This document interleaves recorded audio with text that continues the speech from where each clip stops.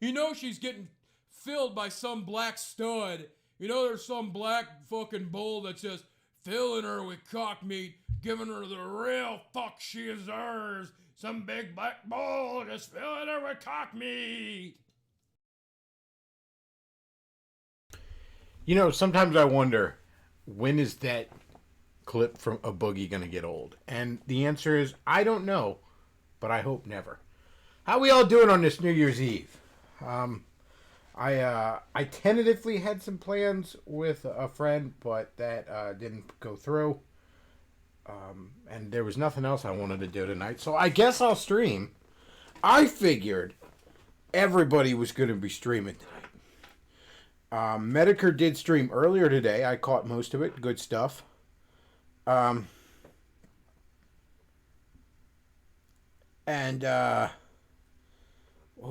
I think Mersh might be streaming now on Nightwave, but like that's it. That's all I know of. I don't think Ralph's doing anything. I haven't really caught up with Ralph in a long time though. I think Dashing Rogue's doing something in a couple hours. Forney doesn't do anything anymore. He's a lazy ass. I don't think anybody else is doing anything. So, here we go. I guess I'll stream. I got nothing else to do. I can tell you I don't really like this holiday. You know, I kind of stepped back and realized, come to think of it, I don't really like most holidays. I think most of them are gay. I love me some Halloween because you have to be just absolutely no fun allowed motherfucker to not like Halloween. You get candy. I mean, even if you're not a little kid trick or treating, everybody's just sort of handing out candy all the fucking time. Like everybody's, like if you, like at work, people bring in candy sometimes and hand it out. Especially office jobs, just bowls of fucking candy everywhere. There's horror movies, tricks dressing like thoughts. I mean, what's not to love? And there's Christmas. I love me some Christmas. I love me some Jesus. I love giving presents to my friends. I love getting presents from my friends and family. I'm not going to lie about that. Who doesn't like getting stuff? I love all the lights and the festive bullshit. Do a tree, all that good stuff. Love it. But after that, I'm thinking, like, what other holiday do I like? I'm kind of like, guess none.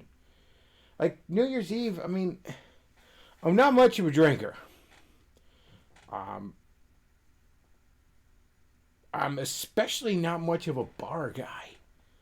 Going to a bar or a club, that just sucks. And then New Year's Day, I don't even understand what we're supposed to do New Year's Day. Like, I don't even understand what everybody's doing. Like, everybody's got off, but also, like, everything's closed. Or a lot of stuff, I should say, is closed. It's like a 50-50 shot on what things will be open. Local businesses, almost always not. Like my retro game store is going to be closed. The comic book store will be open tomorrow, thankfully. I can get my Wednesday comics. Like a lot of restaurants are closed. A lot of even just regular stores are closed. Where the hell would you go? You know what I mean? What does anybody do New Year's Day?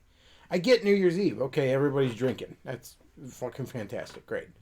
But then what do you do on New Year's Day? What's anybody doing New Year's Day? Okay, you stayed out late last night, but I mean, by like 2 o'clock, aren't you fucking done your hangover? I mean, I don't know what to say. Yeah.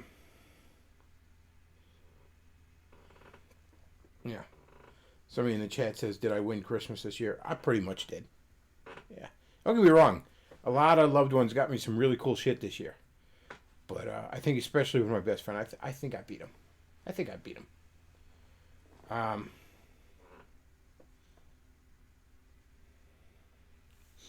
But yeah, I don't really get New Year's. I don't get what you're supposed to do. Whatever. Finnegan Chief sends a $2 super chat. Thank you very much.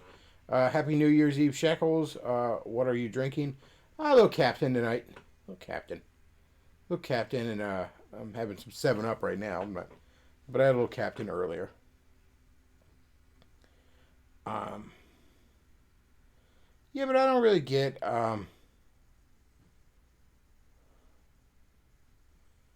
don't really get what anybody's doing, you know? Like other holidays, there's an activity. There's something people are doing. You know, Thanksgiving, obviously, there's a big meal. Easter, a lot of people have a big meal. If you got little kids, you do a little basket and the Easter egg hunt and all that other dumb shit. Obviously, Christmas, people are exchanging presents and a big meal. It's like New Year's. What? There's a local tradition in this area where people eat pork and sauerkraut for good luck. But I won't be partaking in that because that's fucking disgusting. I actually have decent tasted food, so no, I'm not going to eat that slop.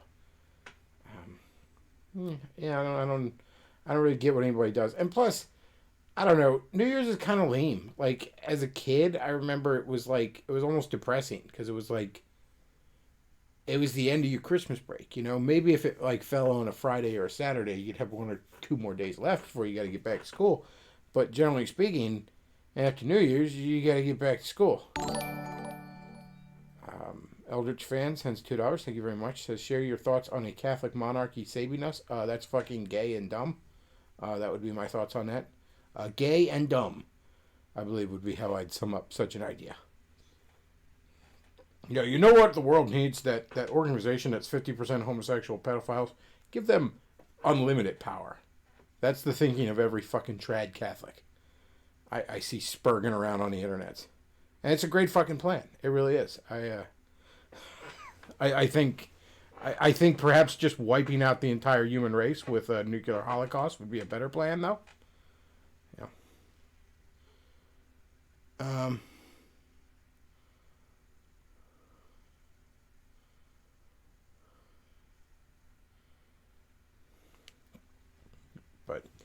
But yeah, I don't like New Year's. It's just kind of lame. Like tomorrow, you know what I'm doing tomorrow?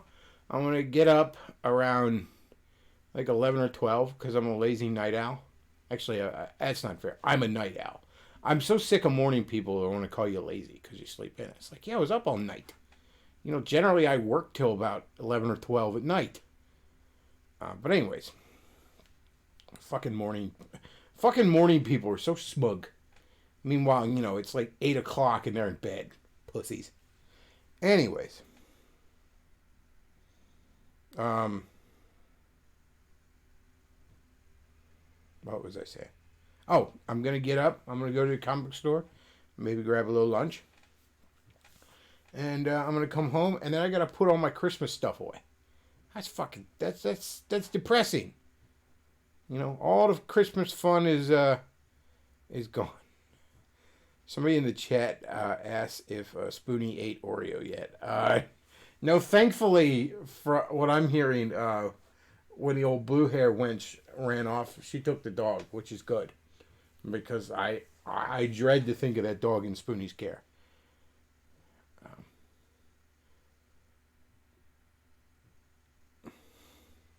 Like in the sorry state he's in, he'd like forget to put it out and it would shit everywhere. So and yeah, he'd be so broke he'd fucking eat it or something. Yeah, it's a Spoo. I'm glad the dog is safe. You know, the dog's actually worthwhile. The dog will actually go to heaven, unlike Spoonie.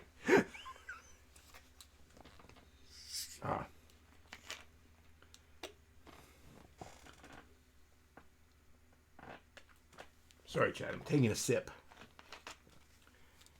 Except it's not of Monster. It's of a 7-Up because Monster's disgusting. Spoonie hates the God hate. Spoonie won the God hates me poll on Medicare stream. I saw that.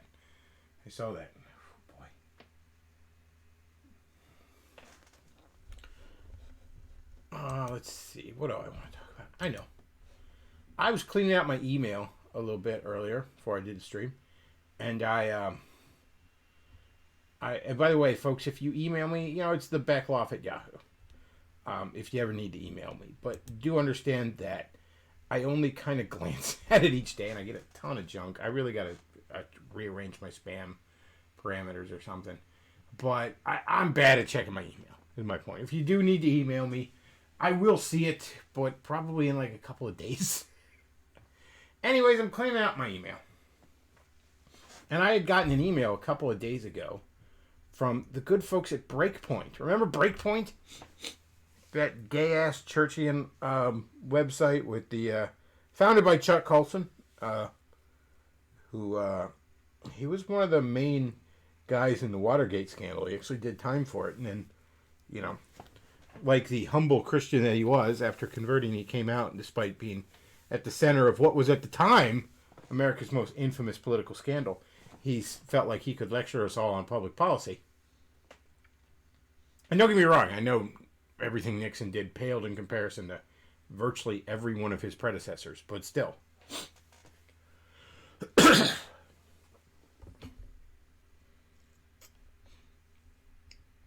I got a little email from them today, and it was one of the gayest things I'd ever seen. So let's go ahead and take a look at that. So this is the email I got. Is Breakpoint worth more than an eggnog latte? Dear friends, $5.45 plus tax. That's how much a 16-ounce eggnog latte brewed by a certain coffee company with red cups will set you back this year. Now, don't get me wrong. I, too, am a fan of festive holiday drinks, but I do hope the informing and equipping resources we provide through Breakpoint, commentaries, podcasts, short courses, and videos are worth at least as much to you as one of those whopping 450-calorie beverages. Now, you may think this is written by a woman, by the way. Pardon me. That's what I would think, but... And the whipped cream on top, because at this point, why not? Is that even a $5 donation to the Colson Center will be worth $10 thanks to a generous... I'm sorry, and the whipped cream on top, because at this point, why not? Is that even a $5 donation to the Colson Center will be worth $10 thanks to a generous matching grant? If you make that gift by tonight... Well, I didn't see this email in time, so I couldn't even if I wanted to, and trust me, I don't want to. Thank you for partnering with us. Blessings, Jonathan Stone Street. Look at that smile. President of the Colson Center. This is the gayest email I ever fucking read. This is from a right-winger. This is from... dear God. I didn't get this email from Milo either. I got this from... Is Breakpoint worth more than an eggnog latte? Well, someone who neither likes eggnog nor coffee, who thinks both of those things are disgusting, doesn't like the taste of either, and the idea of both of those flavors combined is absolutely sickening to me. As someone like that, I can still say no, it's not worth more than an eggnog latte. I'd rather be forced to drink an eggnog latte than give you $5.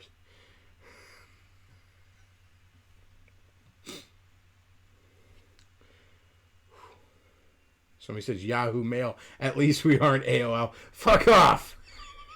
All right. Don't make fun of my boomer email. All right, I'm sorry, Cynic and Chief. We didn't all go to computer camp like you. I really was just going nuts with the wrenches. My whole fucking chat is like almost is 90% wrenches at this point. Like Oprah with cars all of a sudden. But yeah, is that not the gay? Like, I'm reading this. I thought, what chick there fucking wrote this?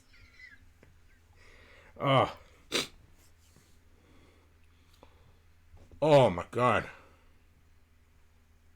That is so fucking gay. That. Look at that guy. That is so gay. Like, I could Photoshop a dick right by this guy just squirting in his face with that big old stupid smile. That might actually make the email less gay.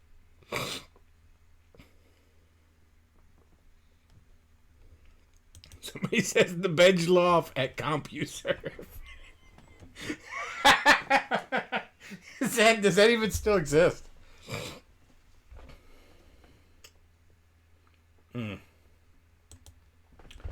Oh man, that is very, very gay. So I thought, we hadn't checked in on our good friends over at Breakpoint in quite some time.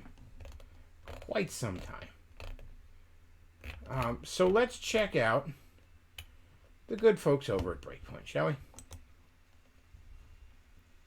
Do Windows capture. Let's get this.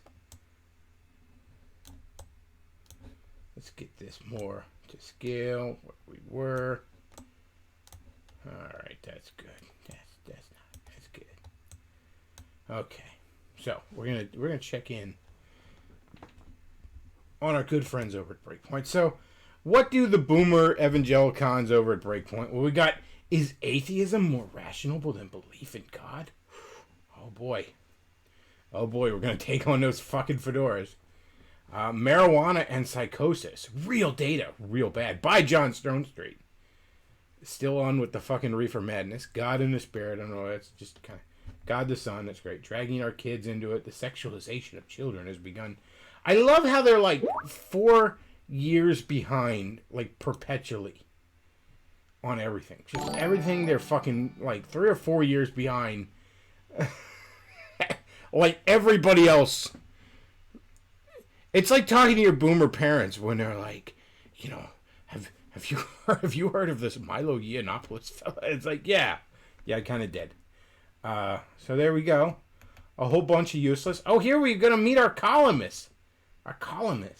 We got John Stone. We know good old John Cuckstreet. Here we have Peter Parker. He's ready for what the fuck? G. Shane Morris is writing, and then Glenn Sunshine, senior fellow. Yes, indeed he is. Wow, there you go. They're going to save the West. Here's some of their top articles. John Stonestreet railing against marijuana. The new atheism is old news. How the edge. You guys are just right on the bleeding edge of thought. Christmas and the regulative principle. I don't even know what he's going on about. See all columnists. I think we want to see all columnists. Let's see who's working at Breakpoint. Let's see. Santa Claus over here. That's nice. Warren Cole Smith, Timothy D. Paget. It looks like God. I just blanked on the name.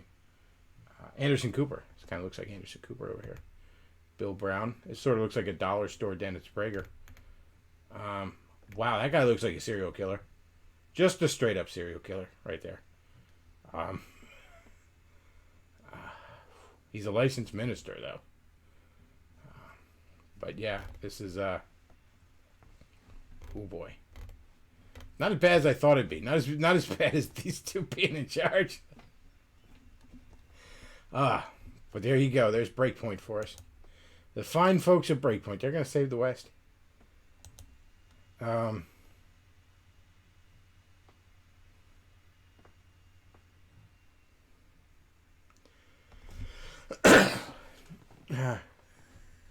What are the odds that Morris is putting it in the butt of Stonestreet's daughter and or wife? Ooh. It might be pretty good. Syndicate Cheap sends $5. Thank you very much for the super chat. And says, this live stream is sponsored by CanadianCuckold.com. Watch a bold Canuck cry while his Chinese ex-girlfriend is railed by Tyrone. Use code BULBA for 14.88% off. Sorry for butchering your joke there, but very funny, Syndicate Chief. I appreciate that a great deal. But yeah, there we are. We're checking in with the fine folks over at Breakpoint. I want to know more about this Shane Morris guy. He is a senior writer at the Colson Center. I don't think you know what that word means. I know that's not exactly what senior writer means, but still, come on. Or where he has been a resident Calvinist and millennial. Is this secretly Luke? Homeschool grad since 2010. Wow, he graduated a whole 10 years ago.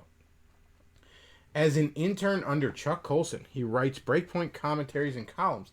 Shane also written for The Federalist, The Christian Post, and Summit Ministry. He also co-hosts Breakpoint This Week and the Breakpoint Podcast. Oh boy. This site is fallen into disarray since that other gay guy. What the hell was his name? What was the guy that called himself a humorist, which was the only funny thing he ever said? Oh God, I'm blanking on his name. Eric Metaxas, that's his name. Boogie sends $5. Thank you very much for the super chat and says, this list of columnists looks like the users of a gay boomer dating app. Well, you got the one millennial in there. You got the one little twink among them, passed around by the bears. Let's hear what the profile of John Stonestreet is. John Stonestreet serves as president of the Colson Center for Christian Worldview. He's a sought-after author and speaker on areas of faith. And he's sought after, guys, on areas of faith and culture, theology, worldview, education, and apologetics. John is the daily voice of Breakpoint, the nationally syndicated commentary on the culture founded by the late Chuck Colson. He is also the voice of The Point, a daily 1-minute feature on worldview, apologetics, and cultural issues. Well, you know, since we are looking back on the decade, not just the year, but the decade, I remember a very special thing over at Breakpoint. It might not even still be around, but let me see if I can find it.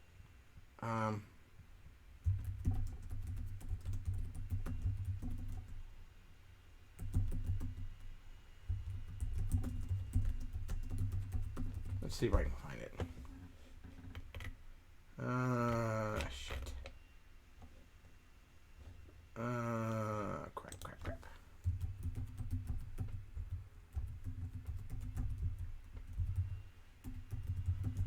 I know, folks. Boomer Bechtloff here, looking for stuff.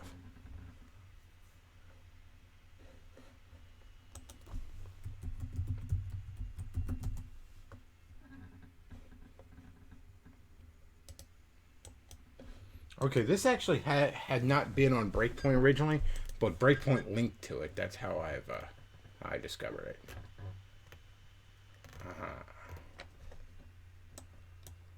And this was from 2014.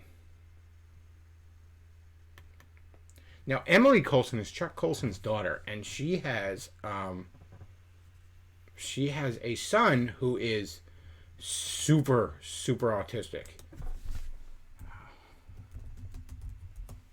And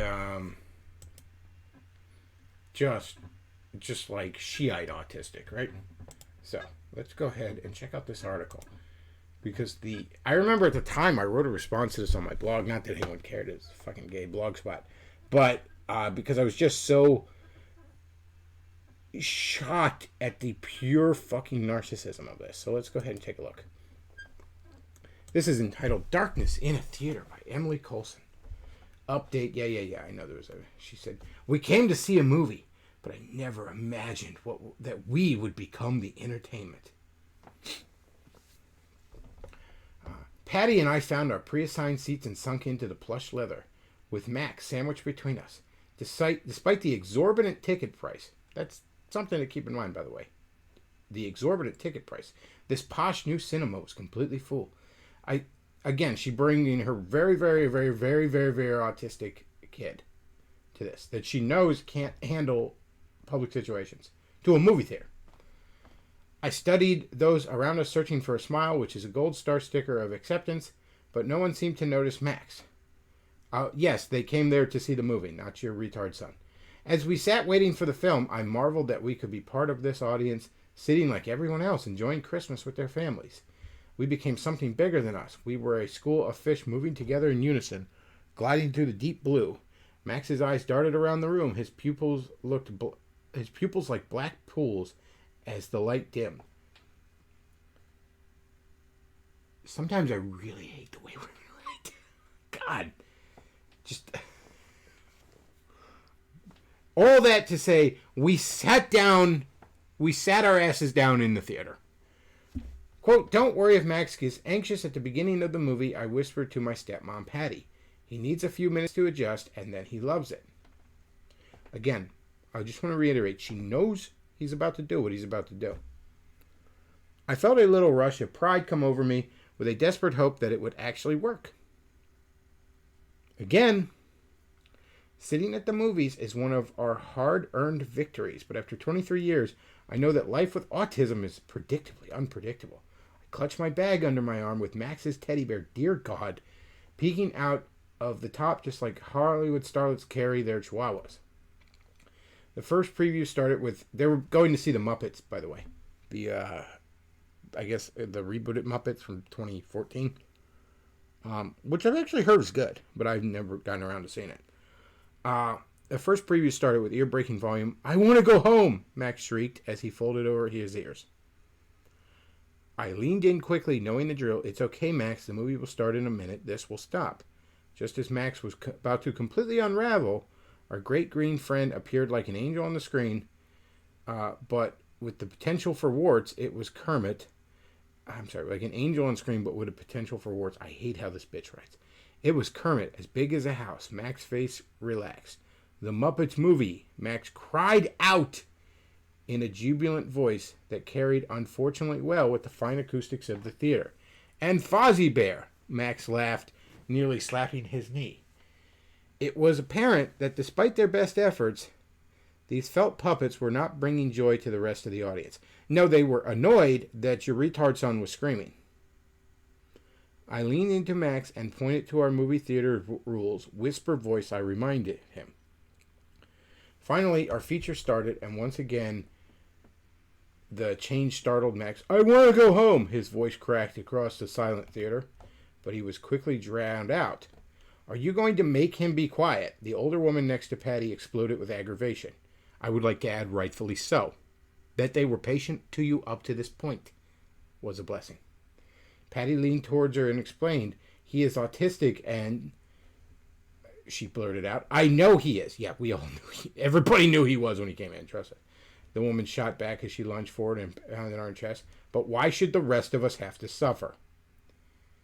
"If you don't make him be quiet," her husband shouted, "I'm calling the manager." I doubt he shouted that, but whatever. Even if he did, it was fine. I desperately needed an oxygen mask to drop from the ceiling. I couldn't breathe.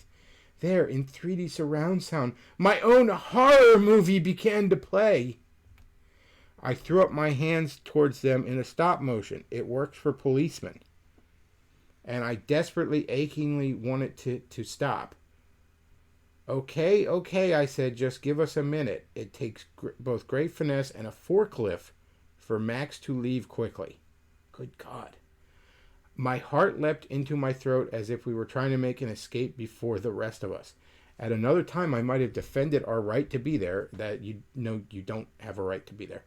But I could hear a strange rumbling of underground thunder. After a minute of dust-flinging commotion, Max stood up beside me with Patty soon to follow, and the thunder grew louder. It was applause for our exit. It was the sound of an angry mob chasing us away with their jeers and their taunts. "And don't come back," I heard as we slowly made our way down the stairs in the dark. I tried to block Max from the view of the crowd. My every step labored, detached, brittle. I wanted to throw my arms around Max to remind him and everyone else of just how deeply he is loved, but I couldn't make my arms work. As we neared the exit, passing center stage, I heard a voice from the back of the theater. It was a man shouting over the thunder of the crowd like a crackling lightning, "He's retarded." Which is correct. I lost all bearings. I even lost track of watching Max. I stopped and turned towards the sea of faces lit up by the screen behind me. They were colorless, floating with their little fish eyes, watching our every move. What a cunt. The movie must have been showing on top of my silhouette. I don't know if they could see my hand clutching my heart, my chest heaving for a breath. I tried to squeak something out, like a boa constrictor wrapped itself around my throat. I had to find some kind of answer to such cruelty, some memorable response to wash this away. There is a lesson here. Yes, and you failed to learn it. There is a lesson here, I began, as I forced my tiny voice towards the feature, as I forced my tiny voice forward, fearing the movie soundtrack would suddenly drown me out. A lesson that is so much more important than anything you will learn from this movie.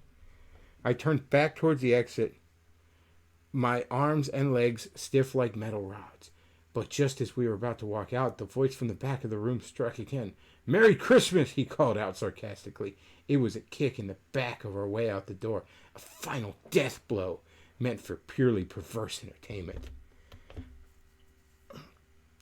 Again, a lot of this is probably bullshit on her part, but I looked back at the crowd once more. The little girl in me wanted to storm up those chairs and throw over the Monopoly board. Yeah, you're still like that. Fortunately, the grown-up part of me was numb. Plus, I knew I was outnumbered. Just minutes ago, I was a card-carrying member of this audience, and sadly, despite everything that would speak to the contrary, despite my desperate desire for it to be untrue, I knew I still was. I shuddered at the truth of it, at the vile potential of every human heart, including my own, and then came to the strange sense of clarity, the tiniest bit of perfect peace.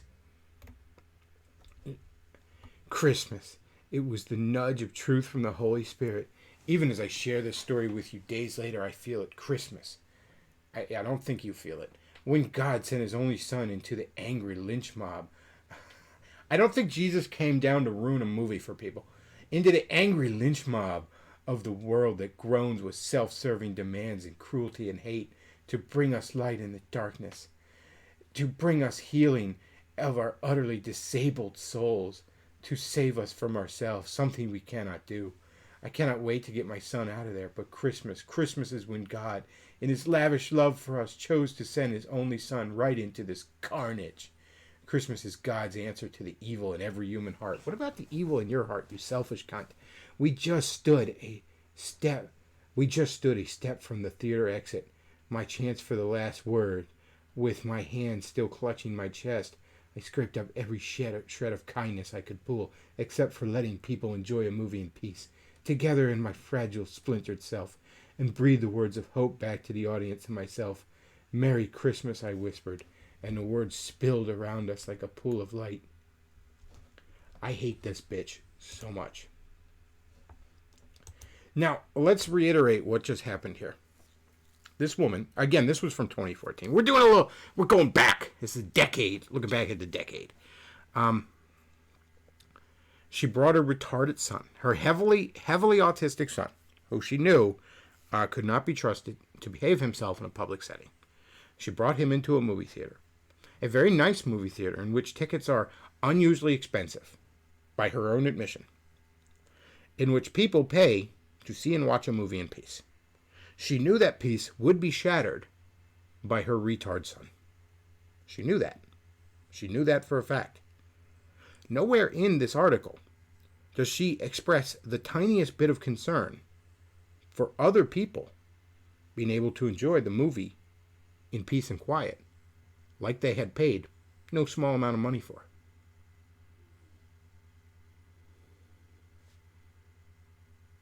She is a selfish cunt.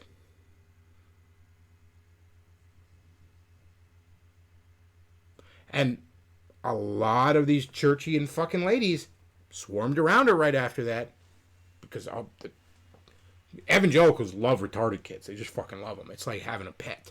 It is a fucking status symbol to them. I mean, I'm sure they don't love them, once they get old, they're not going to love them, once they realize what a fucking nightmare it is. But, for a while, they're the belle of the ball with a retarded kid in evangelical culture. That's just a fact. I remember I wrote a response to that. And I was one of the few voices I saw pointing out what a selfish cunt she was being. Other people paid to see and hear that movie in peace. Paid good money. All those people can go fuck themselves, though. Because it's her right to have her retarded son ruin that for everybody. Why did she even bring him?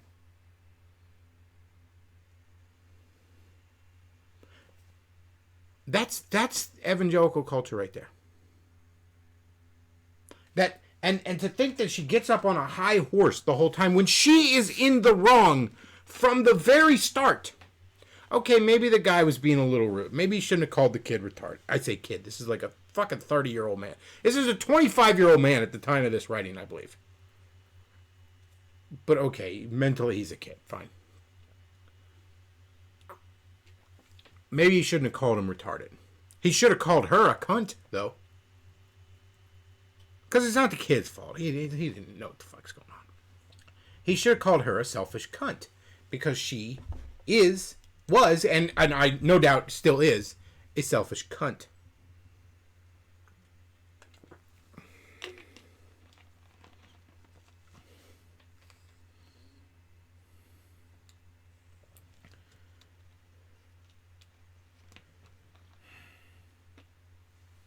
Somebody says this is a new take on Everybody Clapped. Indeed.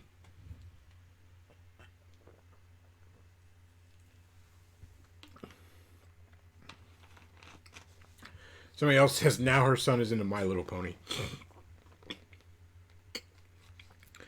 That article's in 2014. That was kind of the MLP heyday, wasn't it? Pardon me, I know I'm snorting and coughing. And let's look a little into Emily Coulson, shall we?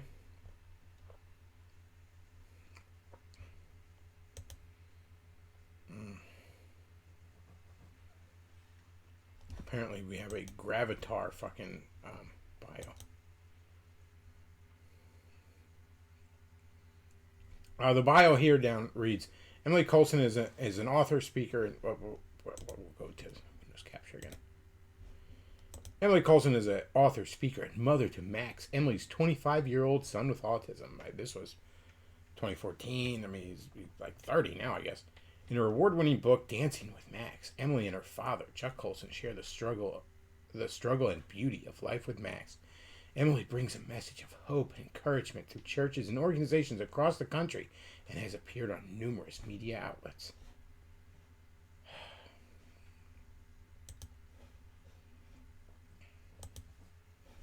So there you go. That's a little looking back.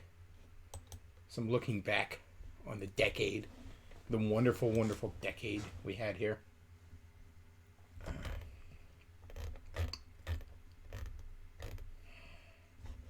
Let's see what else we got by Emily Coulson on this site. This site is specialneedsparenting.net.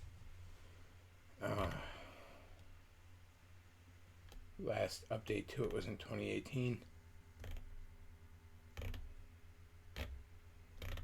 Just a bunch of platitudes. What a cunt. What a cunt. What a selfish fucking cunt. And everybody in evangelical culture was just like, oh no, you were in the right. Everybody else was mean to you.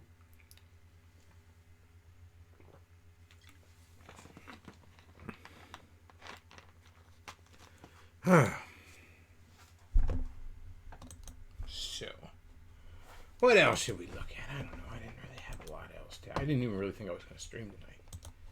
So I don't have a ton else to really talk about. I don't know. What should we talk about there, Chad? Let's see.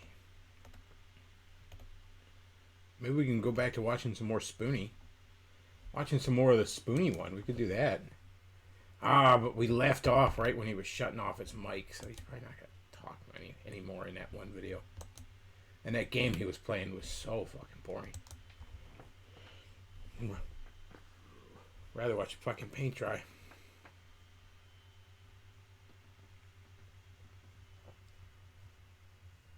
He did, I guess Livewire is the name of his show. A month ago, he did 3 hours of playing Punch-Out. That might be worth checking out. Punch-Out's a fucking cool game. Even though Spoonie himself is not cool.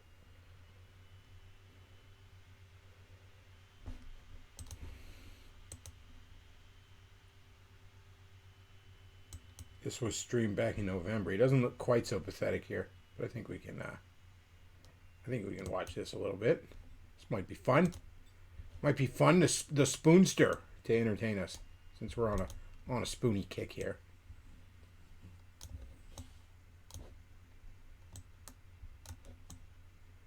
Here we can see him back here, looking like a very depressed Steven Seagal down in the corner. Around here. So let's go ahead and watch some Punch-Out. Very riveting commentary so far there, Spoonster. Likes and dislikes disabled, comments turned off because he's a faggot. Now this was back from November 19th.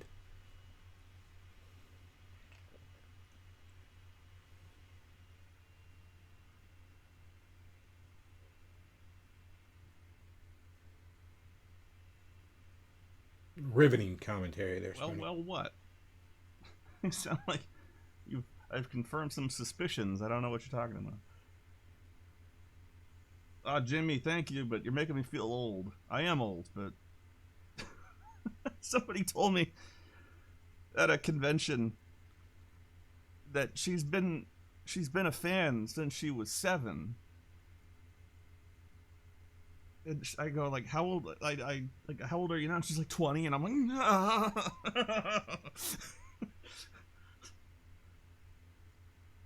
I was like, thank you. I don't want...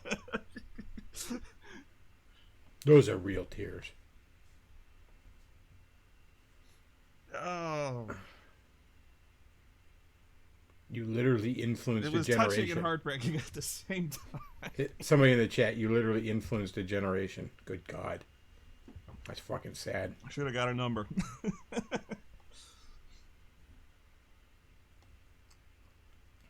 So, I have no idea what to play. I'm bored, and I'm alone, and I don't know what to do with myself. So, I was just digging through some directories, like DOS games and stuff like that, and I picked, just for no reason, this is one of my comfort games, Punch-Out! So I'm gonna play Punch-Out! And you're gonna watch. Or not. We'll see. It has been many moons since I've played Punch-Out! I don't expect I will do well.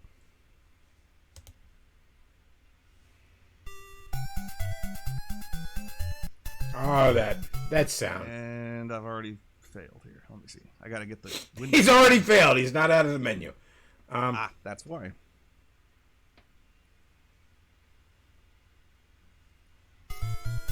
You don't want to appear, do you?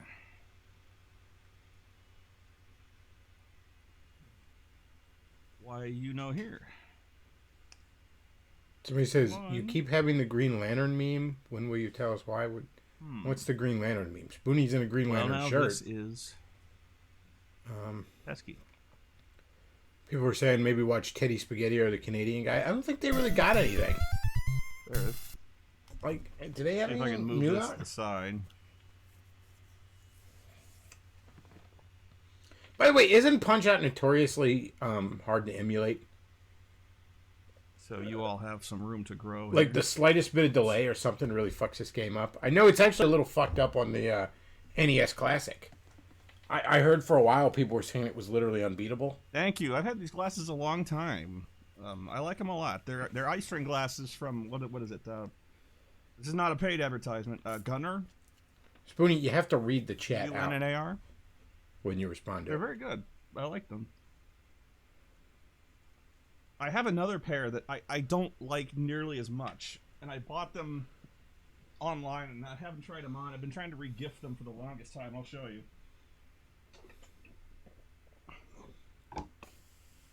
I got a good price, but these have no rims. I thought these would look good, but they don't. Thank you, David. Thank you very much. They're like spectacles. You probably can't even see them that well. I hate these. Well, they fit you then. Somebody says, "Oh, the Green Lantern is a fine movie. Change my mind meme." Oh yeah, I did a couple of change my mind memes. You know, because it was fashionable for a bit there last year, and one of them was Green Lantern's a damn fine movie. I think it's a good movie. I don't know why everyone shits on it that much. That's as far as that goes. It's far better than most live action DC movies ever made. That's for sure. I think it's a pretty solid flick. I don't know why everyone shits on it.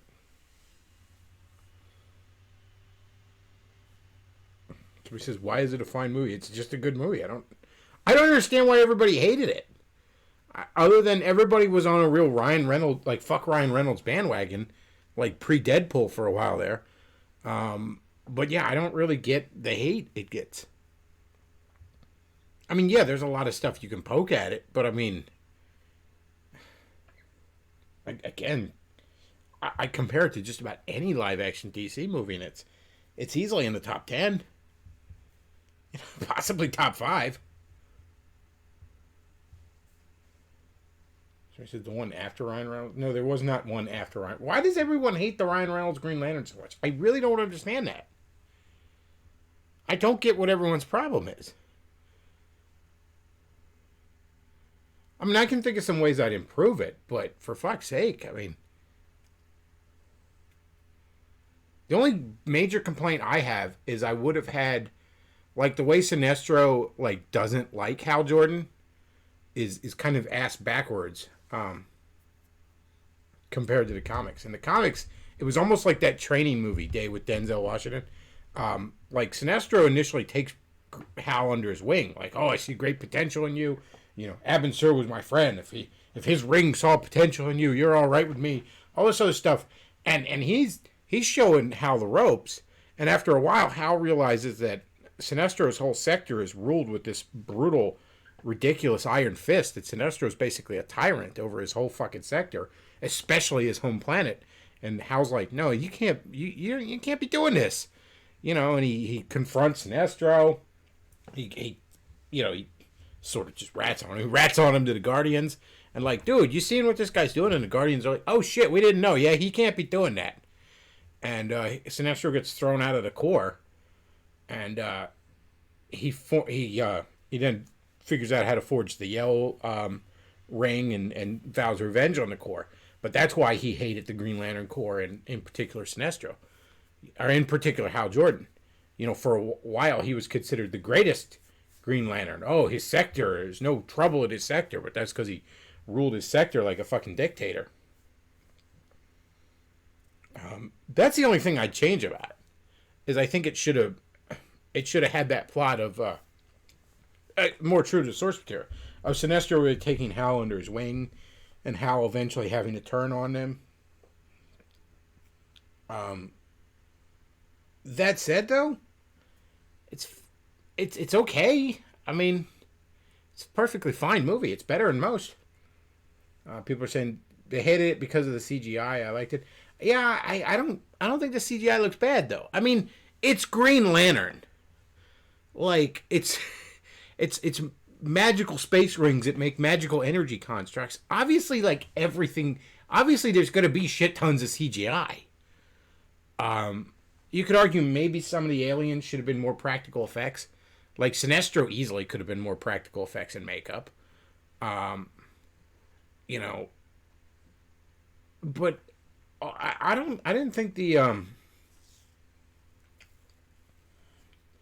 I don't think it's a bad movie. Somebody says they hate it like the Daredevil one. You know, the Daredevil, the Ben Affleck Daredevil. We'll take Spoonie off for a minute because he's kind of boring. The Ben Affleck Daredevil is another one that I think gets a bit too much hate. I like most of that movie. I like Ben Affleck as Daredevil. I think he does a fine job in that. I like Michael Clark Duncan as the Kingpin. Say what you will about nowadays, you know, the obnoxious amount of race swapping, particularly against redheads. But Michael Clark Duncan's a fine Kingpin. He really nails the spirit of that character. I like the guy that plays Philip Urich.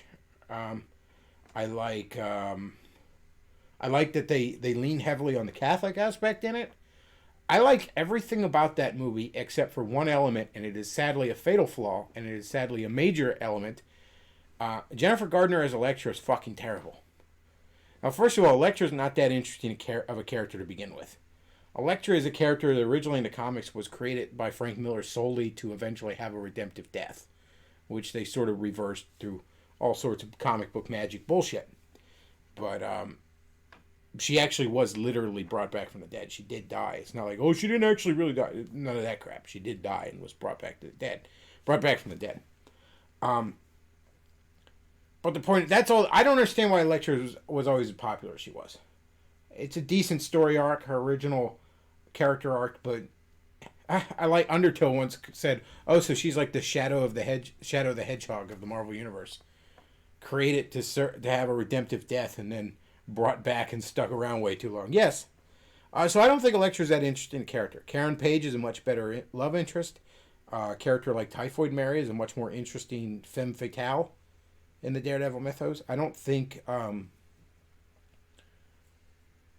I don't think Elektra is a very interesting character, and Jennifer Gardner is a shit actress and isn't even good looking enough to make up for it. I mean, like, Jessica Alba's a shit actress, but at least when they're making those Fantastic Four movies, they're like, yeah, we know she's a shit actress. Let's not put too much weight on that pillar. So yeah, Jennifer Gardner as Elektra is the thing that ruins that movie, and she's all over that movie to the point where, you know, we didn't get a Daredevil 2, we got an Elektra movie. All in all, though, a lot of things really work well about the Daredevil movie, though. I sort of draw a line with comic book movies of pre and post Iron Man, because, you know, Iron Man, it was a great movie. Plus, it introduced that sort of shared universe. It sort of changed the game on comic book movies. Daredevil's one of the better pre-Iron Man comic book movies. It really is, for all its faults. Somebody says the John Travolta Punisher does not get enough hate. I don't think that's a bad movie, but it's not that great. I love how you call it the John Travolta Punisher instead of the Thomas Jane Punisher. It really is a John Travolta movie, isn't it? It's not a bad movie, but as a Punisher fan, you can be kind of disappointed. I'll tell you what, as a Punisher fan, is the Punisher movie, and it gets shit on notoriously, and I don't understand it. Punisher Warzone is fucking fantastic. In fact, until Punisher appeared in the Daredevil show, I always chose to believe that existed in the Avengers movie universe continuity. Like, that is the... If you don't like that movie, you don't like the Punisher. I don't know what to tell you. And I've heard people complain, it's just a bunch of over-the-top violence and action. It's like, no shit, nigga, what do you think the Punisher is? Punisher Warzone.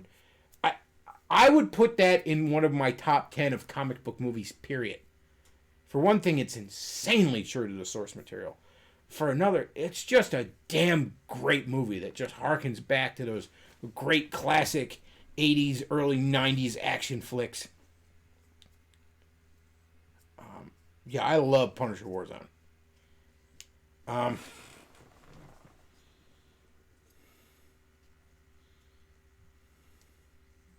So he says, Happy East Coast New Year. Yes, it is. It is indeed 12 here. It is indeed 2020 here on the East Coast. The only time zone that matters. I hear a bunch of rednecks shooting out, echoing through the hills of southern Lancaster County here.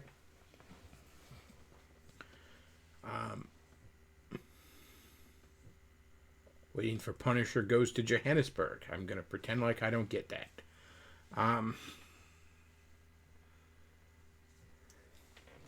But yeah, I like the Daredevil movie. You know, I like the Fantastic Four movies too, while we're on the subject of underrated comic book movies. I like a lot of... the only problem I have with those... Not counting that reboot one a couple years ago that Fox made out of spite, because they were going to lose the Fantastic Four license if they didn't fart something out. Not counting that one. No, nobody likes that one. But the two from the mid-2000s. I like both of them. The guy playing Silver Surfer was cool. A lot of people complain about Galactus being a cloud in the second one. But, I mean, especially back then, again, I'm going to call it the pre-Iron Man days, a lot of these movies were kind of afraid to be true to the source material. So, yeah, a big purple dude in goofy purple armor, they weren't going to do that. They just weren't going to do that, okay? This was before the days when you could have Rocket Raccoon in a major fucking big budget movie. Hollywood didn't have enough faith in the source material at the time. I grant it. And okay, changing him to something like that, I get it. Silver Surfer was still cool. It's funny, the black general and the blonde Air Force captain chick in Fantastic Four 2, that was originally supposed to be Nick Fury and actually Carol Danvers, who we now know to be Captain Marvel, Miss Marvel at the time, but they didn't have the rights to those characters. So they wrote those characters originally going to be Carol Danvers, you know, pre-getting her powers, and Nick Fury, and then they basically just changed the name shortly before they started shooting.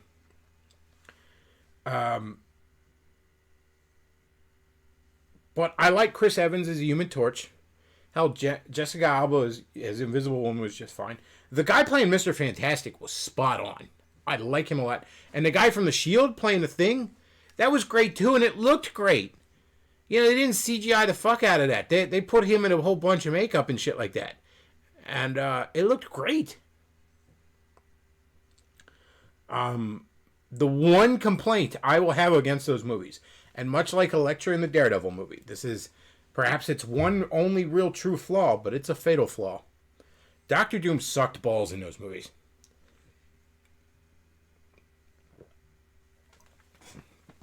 For one thing, the actor. He was apparently in a show called Nip Tuck, which I didn't watch because I'm not a suburban mom. But it was basically a fucking soap opera that was on FX. From what I understand. If you've liked the show, whatever. I never saw it. He's a terrible fucking Doctor Doom. First of all, he doesn't get the...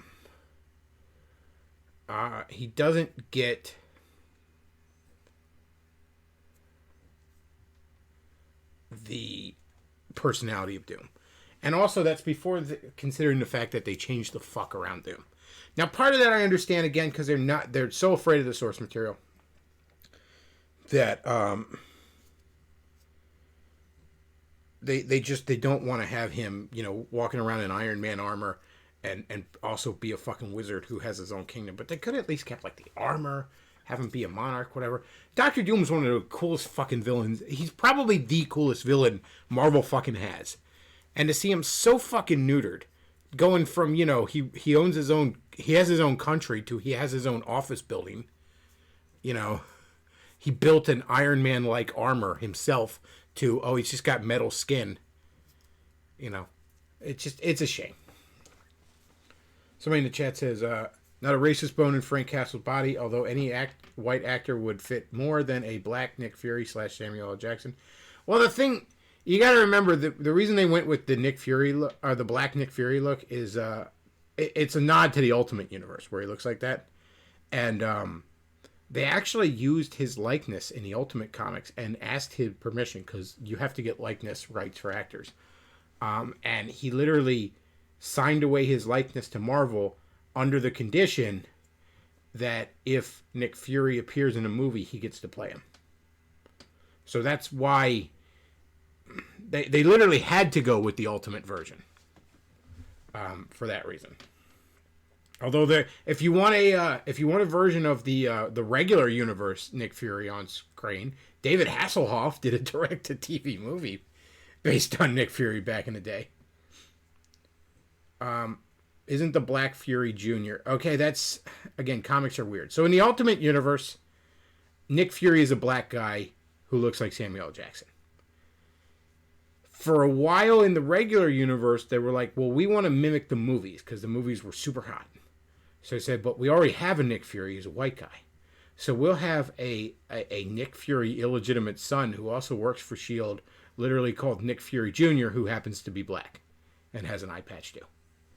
That's a character they introduced to try to mimic the movies. And it's stupid and it's gay. And that character kind of just got shuffled off and forgotten. He's in what we like to call comic book limbo. That's where a certain character, like, he's still, in theory, active. And he's out there and he's doing his thing. We didn't kill him off or nothing. But we just don't want to focus on him anymore because nobody cares. A lot of characters end up that way. He's in theory still out there doing his thing, but nobody cares. So he says they should have used the Puppet Master or Mole Man or the Skrulls if they couldn't have done Doom correctly. They shouldn't have done it at all. Well, look, I mean, at least be a little bit more correct. I mean, you really could have done, like, look, you could have a flashback to the college days. Doom had the run-in with Reed, and he fucked off to his own country, and he's become a tin pot dictator. Maybe you don't even have the armor. Maybe he's just a tin pot dictator. Whatever. But that at least would have been better. But yeah, the way they get him, it's rough. I was just about to say, before the thing went off, I noticed Super Chat. Eldridge Fan sends $2. Thank you very much for the Super Chat. And he says, who'd be the best FF villain in a movie besides Doom? Let's see. Galactus and Silver Surfer are great. I was very pleased that we got them in movies, and I was very happy with how they turned out. They don't have a ton of great villains outside of that, though. Man, maybe Puppet Master. Maybe Mole Man's probably their best villain outside of Doom. That would work really, really well in a movie. Outside of that, though, they really don't have a lot of great villains.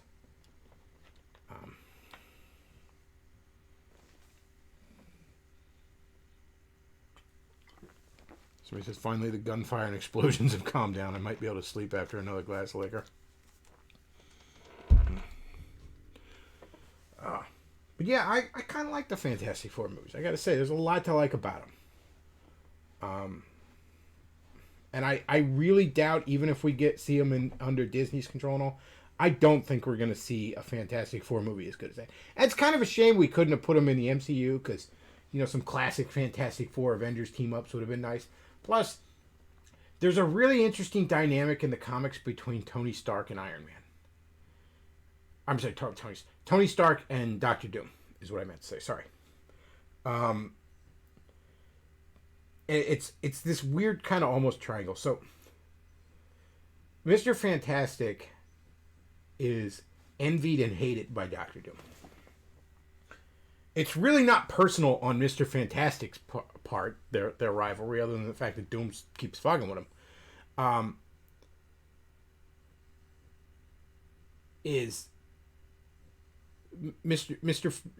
Doctor Doom hates Mr. Fantastic, but Mr. Fantastic really doesn't hate Doctor Doom, other than again the fact that he keeps fucking with him and his family.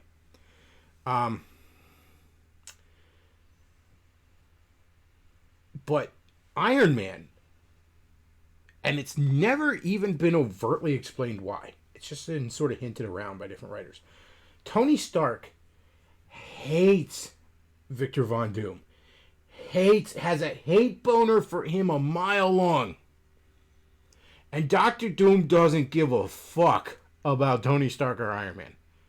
Aside from the fact that this is a superhero, this is an Avenger, this is somebody who, in my plot to take over the world will at some point be standing in my way. He doesn't think any more of Iron Man than he does of any other Avenger. Like, he just doesn't give a fuck about Iron Man. But Iron Man, Tony Stark hates Doctor Doom. Just fucking hates him. Like, just this hate boner a mile wide.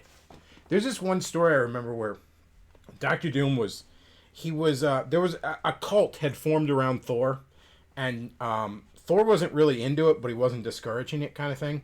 And it was causing some international unrest and shit, because it was in a certain region of the world where, whatever, it was not the point. But there ended up being this kind of conflict between Iron Man and Thor involving it. And at the end, you sort of saw that a lot of it was Doctor Doom was manipulating things and fucking with them, just because he was trying to, further destabilize the Avengers. It was literally like a pet project of his he did one weekend.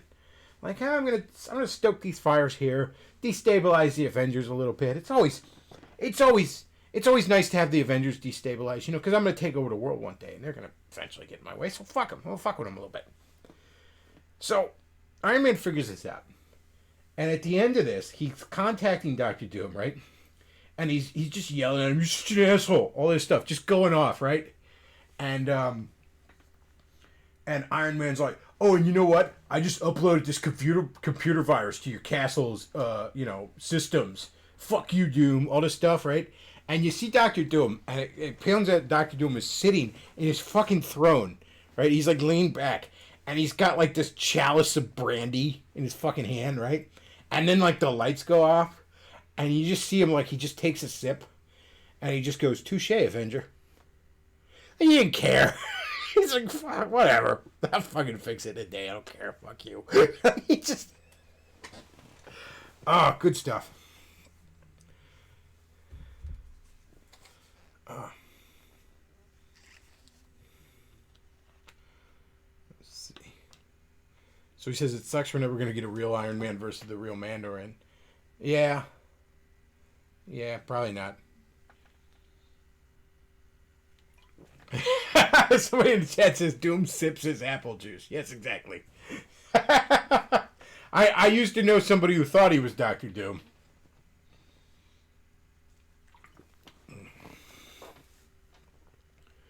So he says, one of the rules comic book movies do require villains to be thematically connected to their origin thing. Magic guy fights magic villain, tech guy fights tech villain. Yeah, that's true. There's a really cool Fantastic Four story called Unthinkable, in which Dr. Doom literally becomes an even more powerful sorceress. He made this deal with a demon where he would become as powerful a sorcerer as he would have. Like, in other words, the demon says, I will make you as powerful a sorcerer as you would have been if you'd have devoted your studies entirely to sorcery. So he just off the fucking charts. He steamrolls over fucking Doctor Strange even in this storyline. And then just proceeds to fucking brutalize the Fantastic Four. Just real petty, nasty shit. And it actually...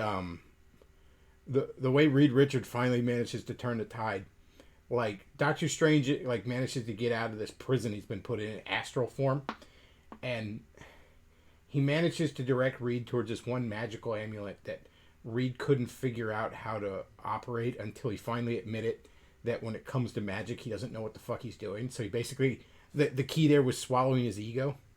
Oh, the bullshit thing. So Doctor Doom is torturing Reed's fucking family, basically. And he locks Reed in this fucking dungeon that's this giant library full of all these fucking magical spell books, really, right? And because Reed is so scientifically autistic, he just can't fucking... He can't make heads or tails of any of this shit. So Dr. Doom's laughing at him. He just goes, I am giving you all the tools you could possibly need to defeat me, and you'll never be able to use them. Just suck a dick, buddy. Like, it was so fucking... It was so shitty. Somebody's saying, like, talk about Spoonie now. Spoonie's fucking boring, though. I mean, it's fun to watch him, like, want to kill himself, but... you know...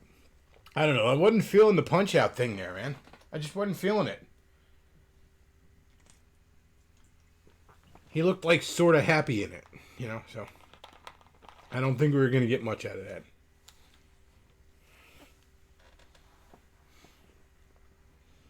Sorry to tell you there, princess.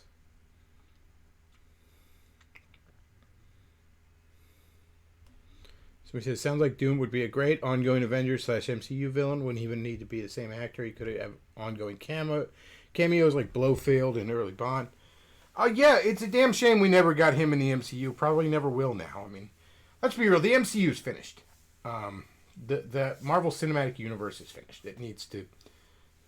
It's going to limp along for a while because Disney's not going to admit it's finished. But the smart thing to do would just be wrap it up, give it a little bit of time, and then do it again. Do a reboot of it.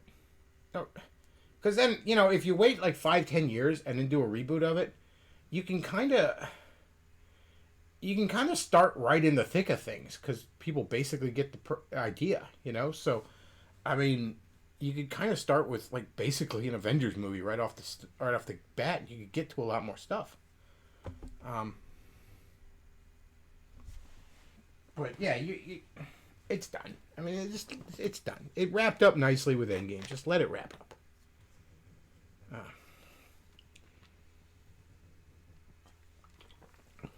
Somebody says you doubt Natalie Portman's She-Thor. Yes, I do. I doubt that that's going to be worth seeing. There's nothing in the MCU I'm interested in. Some of the shows on Disney Plus look like they might be interesting. And like that What If animated anthology might turn out really good. And I'm a little bit interested in Doctor Strange too, just based on the title. The title is In the Multiverse of Madness, and I love multiverse stuff. And the villain, is supposed to be a character called Sumagorath, which is basically Marvel version of Cthulhu, hence the Lovecraftian title. And the chick and Scarlet Witch is supposed to be in it a lot, which I love the chick that plays Wanda, the Scarlet Witch, in those movies. So that's one I'm pretty cautiously optimistic about that. Outside of that, though, the rest of these projects sound like shit.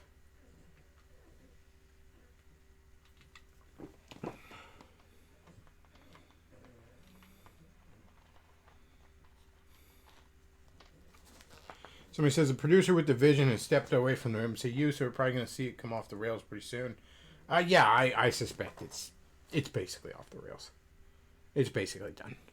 Like I said, Doctor Strange 2 looks good. From the very, very, very... I mean, we haven't seen any of it. We just got a title and a basic idea of it.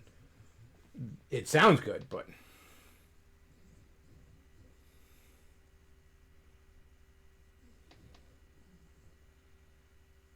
So he says, if history repeats like 5-10 years ago, the Marvel movies flowed nice. Could it come back? I let this particular universe wrap up would be my thing. You want to bring it back in a new rebooted form. It's comic book movies. It's fine to reboot them. They're side universes compared to the main comic book anyway. MCU Namor, we never really got that. There was a bit of hinting around towards it back in Iron Man 2. There's this huge map with like troubled spots, and you see what ends up being Wakanda. You see this like in the shield trouble spots. You see something going on in the Atlantic, which I think they were hitting around towards Namor. Somebody says Ant-Man 3. I don't really know anything about that. I didn't get around to seeing Ant-Man and the Wasp though. I haven't gotten around to seeing that one. I wanted to. I just haven't yet. What are the ones I haven't seen? I haven't seen that one. I haven't seen Captain Marvel, which I doubt I will. I haven't seen Black Panther. I probably will at some point. It doesn't really look like a bad movie. Just the retard circus surrounding it looked bad. Somebody says Guardians of the Galaxy 3. I'll probably check that out too. But, I'm not checking out the new Thor. I'm not checking out... I doubt I'll even check out another Avengers at this point. I didn't see MCU Spider-Man 2. What do they call it? Homeless? What the fuck do they call it? I didn't see it. It looked like shit. And Homecoming was bad. It's fucking... we got Spider-Twink. We got his Burger King Kids Club fucking... cast of friends. The only good thing about Spider-Man Homecoming was Michael Keaton as a Vulture. That was fantastic.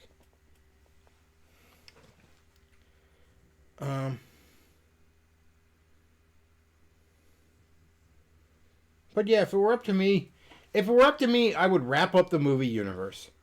Give it about 5 years. Which of course Disney won't do because they just so desperate to milk the fuck out of everything. Give it about 5 years. Then come back, maybe on your Disney Plus or whatever. I would do a new Marvel Universe, and the way I would do it is I would start it off with 4, maybe 5 shows on like your streaming services. High production shows. A Spider-Man show, a Fantastic Four show, an X-Men show, and an Avengers show. All standalone but interconnected. Similar to the Marvel Netflix shows, or similar to how the Arrowverse did it. Pretty well standalone but interconnected. Crossing over here and there.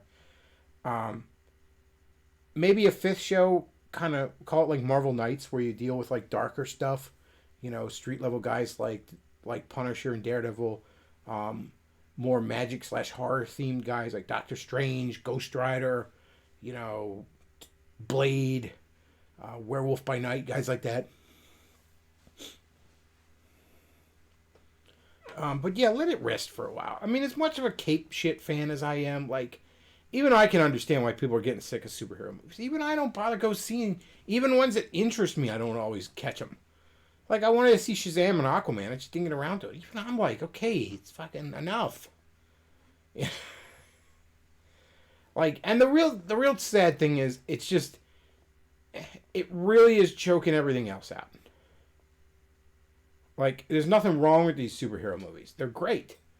But, why is that all we have? you know.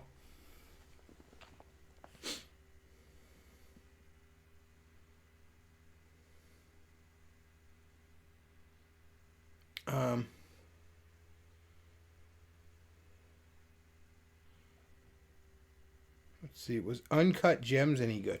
I don't know. I was kind of interested in seeing it. I just didn't get around to it.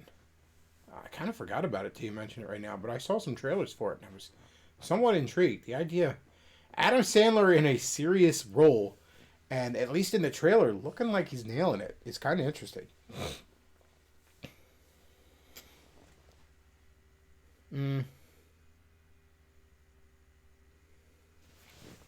So he says, regarding your idea for a new MCU, would there be a central conflict it's all building up to? Kree Skrull War, Secret Wars?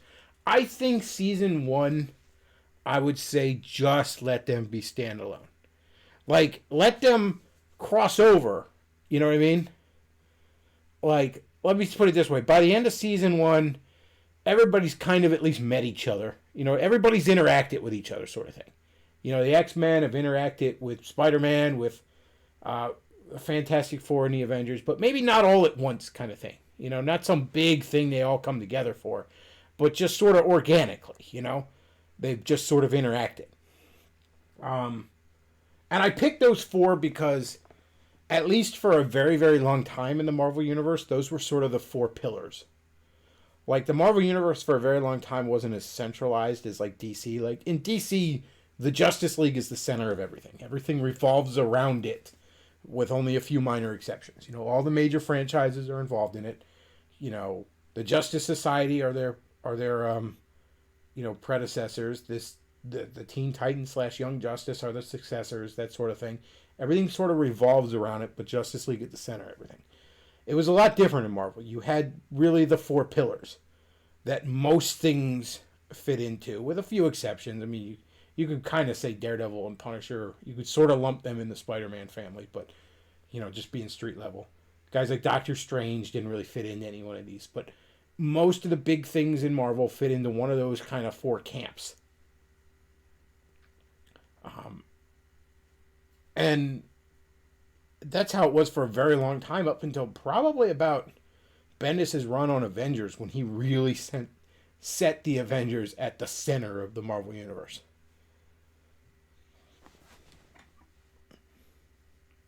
I know, tons of nerd talk here. What can I tell you? You know, you're sitting here listening to a fat nerd ramble about superhero stuff on New Year's Day. Now it is. What else? Let's see. Maybe we can see if the old Canadian's up to something. What's he been up to recently?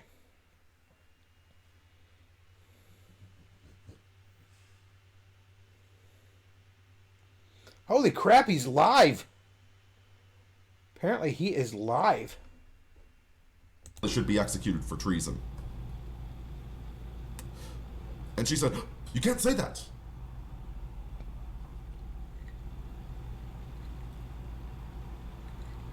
Because in every single Hollywood movie, well, I mean, we got more presidents than prime ministers, but that's because America's the only country you that can't say matters. that. I'm like, no, I can absolutely say it. This is Canada.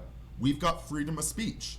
And I'm saying that Prime Minister is a traitor to the country. He should be tried. Do you really? Do you really in Canada? For his treason. And that is freedom of speech right there. I have absolutely got a right to say, and I didn't even grab, like, there's a white guy in there. I'm like, it's freedom of speech, right? He's like, yeah, he didn't want to get pulled into it. Not this jackass that wears sunglasses at night. So I pulled some rando into my conversation. But yeah, that's the thing, is she had no idea that freedom of speech, freedom of political speech, is a sacred value in Western countries. Political speech. It's got to be political. Again, with the gayness. No, it's just speech. Bullet or rope for a prime minister that betrayed the country and sold out our natural resources to an enemy that wants to enslave us?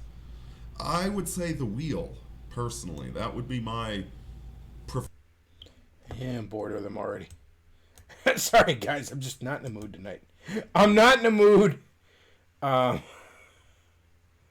he says Canada doesn't have freedom of speech. Yeah, no shit. I'm pretty sure they don't. Don't you have to use somebody's gay-ass fucking preferred pronouns in Canada, and you're going to tell me about their political... And by the way, that's political speech, isn't it?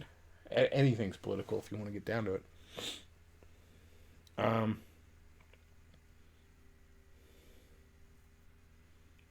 Somebody says this is better than walking to a craft brew / arcade. I don't know. The arcade part sounds interesting.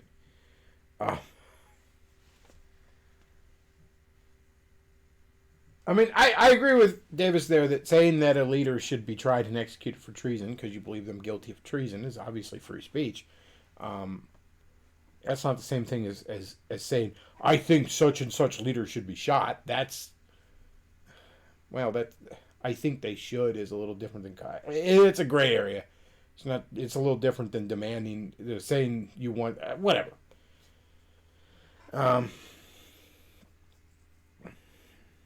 But yeah, Canada ain't got no free speech. Canada's a fucking joke. Let's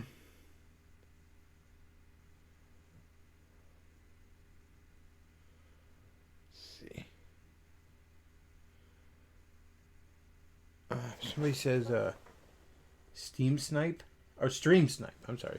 I misread that. Yeah, I don't know. I don't feel like Stream Sniping Davis tonight. It's kind of boring. Just not in the mood. Not in the mood for a Rooney tonight. I let him talk to his 6 people that were watching him, I guess. With my mighty 32. So much more.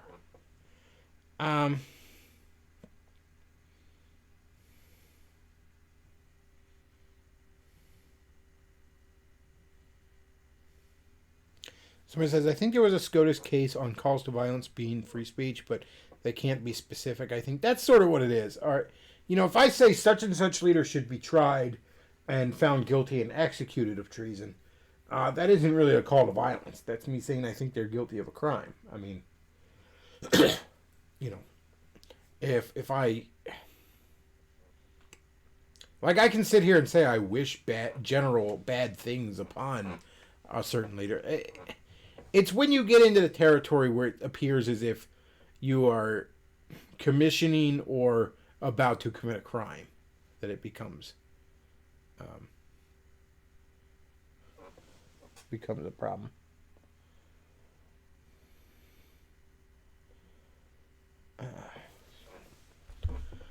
Oh, what the hell to watch? I don't want to watch Spoonie. I really don't want to watch Spoonie. That seems gay. I don't know. I'm just about out of shit, I guess.